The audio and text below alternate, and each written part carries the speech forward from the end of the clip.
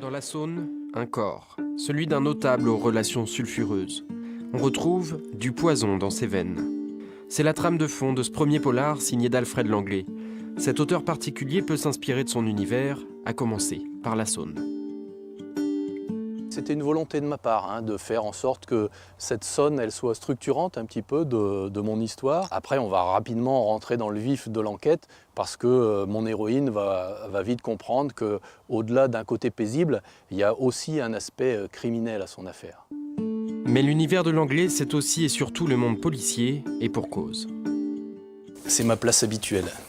26 ans de maison. Lieutenant, il rejoint la DDSP puis les renseignements généraux avant de devenir commissaire divisionnaire à Lyon. Un oiseau de nuit qui connaît les rouages, les contraintes, les réalités de la police. Une place en or pour un polar crédible, même s'il n'est pas question de raconter les affaires réelles.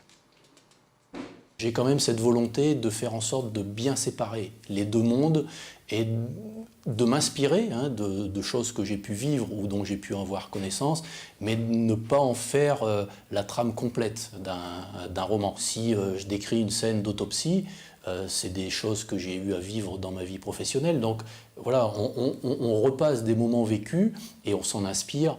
Après le boulot, le flic s'évade en écrivant. Cet auteur qui n'a signé jusque-là que des romans historiques passe donc au polar, d'un univers policier à un autre. Dans mon travail, il y a une forme où on subit l'événement, alors que là, il y a une forme de création, il y a une forme d'imagination. Et donc lorsqu'on imagine, on peut embellir les choses, on peut les noircir aussi, mais il y a la volonté un petit peu, il y a la main sur l'événement. Le commissaire Langlais se lance déjà dans un deuxième tome. En attendant, le poison dans les veines quitte les quais de Saône pour les quais du polar.